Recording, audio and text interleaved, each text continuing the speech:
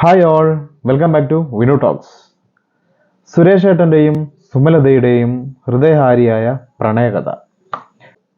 ഒത്തിരി ലെങ്ത്തുള്ള നെയിമാണെങ്കിൽ കൂടി പടം നല്ല സൂപ്പർബ് മൂവിയാണ്. നല്ല അടിപൊളിയായിട്ട് പറഞ്ഞാൽ കിഡിലോസ്കി മൂവി. ഡയറക്ടർ രതീഷ് ബാലകൃഷ്ണൻ പൊതുവാൾ, അദ്ദേഹം തന്നെയാണ് ഇതിൻ്റെ സ്ക്രിപ്റ്റ് റൈറ്ററും. കേന്ദ്ര കഥാപാത്രങ്ങൾ രാജേഷ് മാധവനും ചിത്ര നായരും. ഇവരെ നമുക്കറിയാം, എന്നാ താൻ കേസോട് എന്ന ചിത്രത്തിലൂടെ മലയാള സിനിമയ്ക്ക് ലഭിച്ചിട്ടുള്ള ഒരു താരജോഡികളാണ് സുമലതയും സുരേഷ് ഏട്ടനും. അവരാണ് ഇതിലെ കേന്ദ്ര കഥാപാത്രങ്ങൾ.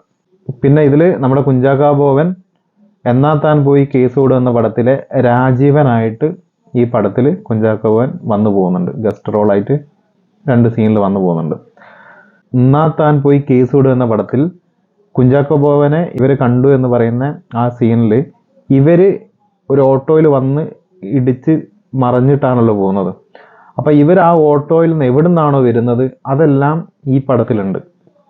അപ്പോൾ ഈ പടത്തിലെ ഈ സ്ക്രിപ്റ്റിലെ ചെറിയൊരു പോർഷൻ ആ എന്നാ താൻ പോയി കേസോട് എന്ന അതിലേക്കും കണക്ട് ചെയ്തിട്ടുണ്ട്. അപ്പോൾ അത് എങ്ങനെയാണ് എന്നുള്ളത് ഈ മൂവി കണ്ടാൽ മനസ്സിലാവും. എന്തായാലും നല്ല സൂപ്പർവായിട്ട് അത് രണ്ടും ബ്ലെൻഡ് ചെയ്തിട്ട് വന്നിട്ടുണ്ട്.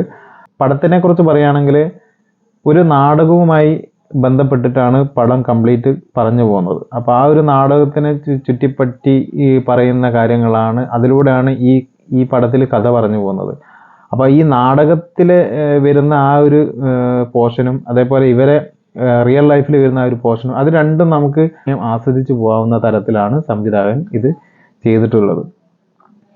അപ്പോൾ ഇത് ഒട്ടും തന്നെ ലാഗടിക്കാതെ നമുക്ക് ഇത് തീർന്നു പോകല്ലേ, ഇത്തിരി കൂടി ഉണ്ടായിരുന്നെങ്കിൽ നമുക്ക് ഒന്നുകൂടിയും ഇത് കണ്ടിരിക്കാം എന്നൊരു ഫീല് ഉടനീളം തോന്നിക്കുന്നൊരു പടമാണിത്.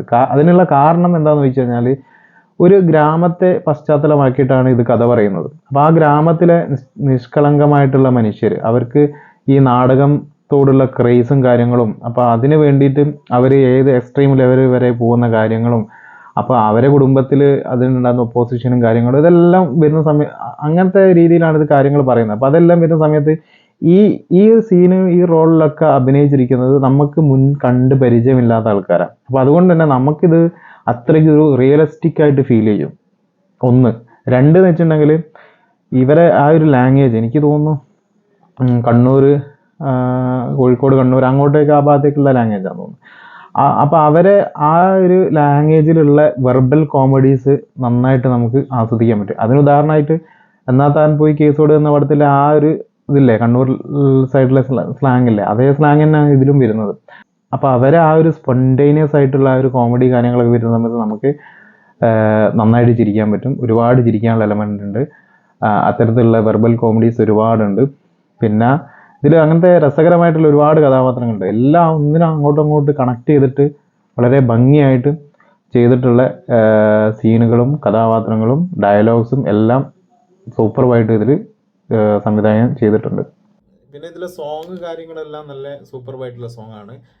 ഇതിൻ്റെ പശ്ചാത്തലത്തിനനുസരിച്ചുള്ള സോങ് കാര്യങ്ങളൊക്കെയാണ് ഇതിൽ കൊടുത്തിട്ടുള്ളത്. ഇപ്പം ഒരു നാടകത്തെ ബേസ് ചെയ്തിട്ടുള്ള സ്റ്റോറി അങ്ങനെ പോകുന്നത് കൊണ്ട് അത്തരത്തിലുള്ള സോങ്ങുകളും, പിന്നെ അതൊരു ന്യൂജൻ സോങ്ങിലേക്ക് കൺവേർട്ട് ആകുന്ന രീതിയിലുള്ള സോങ്ങുകളും കാര്യങ്ങളും എല്ലാം ഉണ്ട്. നല്ല നമുക്ക് എൻജോയ് ചെയ്യാൻ പറ്റുന്ന, നമുക്ക് താളം പിടിക്കാൻ പറ്റുന്ന അടിപൊളി സോങ്ങുകളും കാര്യങ്ങളും. എനിക്ക് പേഴ്സണലി അതിലെ സോങ് കാര്യങ്ങളൊക്കെ നന്നായിട്ട് ഇഷ്ടപ്പെട്ടു. പിന്നെ ഇതിൽ സുധീഷ് ഒരു കഥാപാത്രം ചെയ്തിട്ടുണ്ട്, പ്രധാനപ്പെട്ട ഒരു കഥാപാത്രം ചെയ്യുന്നുണ്ട്. ഒരേ സമയം കോമഡിയും അതേപോലെ കോമഡിയിൽ തന്നെ ഒരു സീരിയസിലേക്ക് കൺവേർട്ട് ആകുന്ന ആ ഒരു ട്രാൻസ്ഫോർമേഷനും കാര്യങ്ങളെല്ലാം സുധീഷ് വളരെ ഭംഗിയായിട്ട് ചെയ്തു. പടം നല്ല അടിപൊളി പടമാണ്, നല്ല സൂപ്പർ, നല്ല അടിപൊളി വൈബാണ്. കാണാൻ പറ്റിയ നല്ല അടിപൊളി പടമാണ്. കാണാൻ പറ്റുന്നവർ പോയി കാണാം, എൻജോയ് ചെയ്യാം. Okay, anyway thanks for watching. It's me Vineesh signing off.